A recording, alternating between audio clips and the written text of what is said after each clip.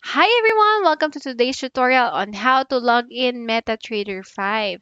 So kung kayo gumagamit ng Android or iPhone, itong video na to ay para sa'yo para makapag-start ka na mag-trade sa iyong mobile phone anytime, anywhere. Okay, so if you're ready, make sure your phone is beside you para makapag-start na tayo.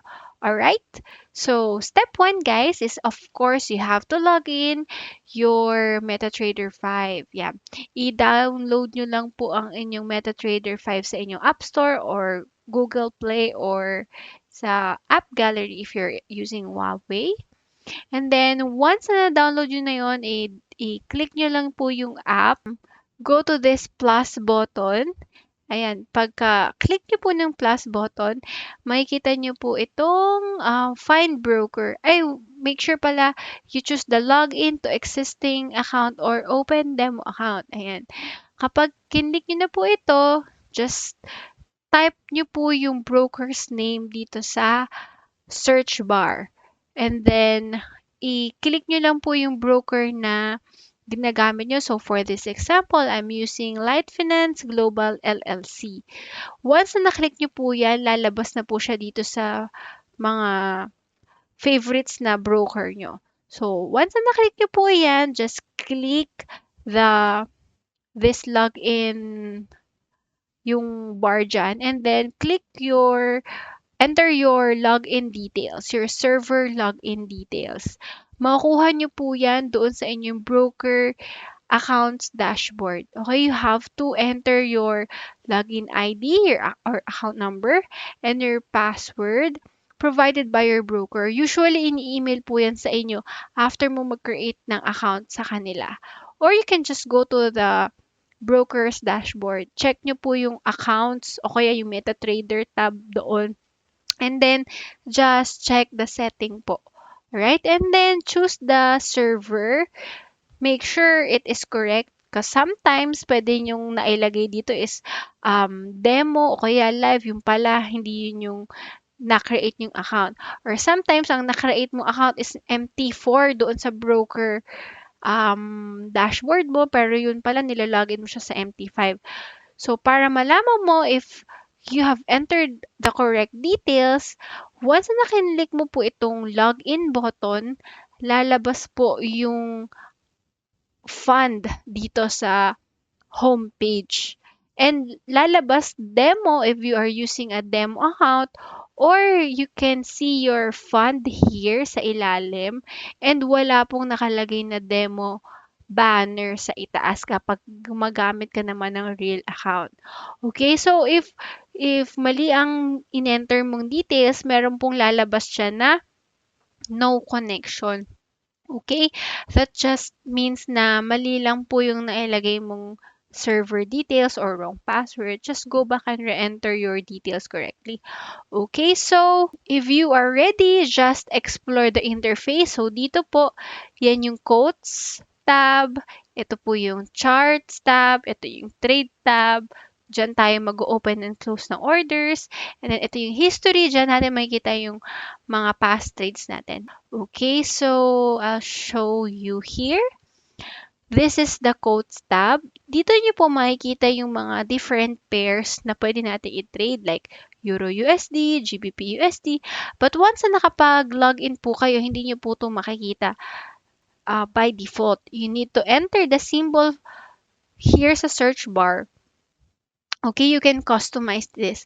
If you don't trade yung ibang pairs dito, you can delete it. And then, here po sa ating chart tab, dito tayo pwede mag-execute ng trades. Dito tayo pwede mag-analyze ng price using technical analysis, and by using pending orders o kaya yung market execution, we can enter our trade here mismo sa tab na to by just putting the lot size here sa dito area na to, and then click kung buy or sell. And if you want to place your pending order, pwede rin po, just click the pending order button dito, and then just drag the line here. Okay, I will show you that on a separate video. So this one is para mas madali nyo lang ma-picture. Okay, and then this one is the trade tab. This is where you open and close your trade. lalabas po dito yung mga open positions mo. Kung magkano yung talo or panalo mo sa iyong open positions. Nandito yung kung magkano yung existing balance, yung equity. Yung equity is your balance plus your floating gain or floating loss. Okay, kung may profit ka, nagbabago yan. Mas malaki yung kita mo. Lalabas dito, okay? Basta nag-add ito, tsaka si balance nag-add. Pero kapag naman ikaw ay may paper loss or drawdown, syempre laliit yung equity mo.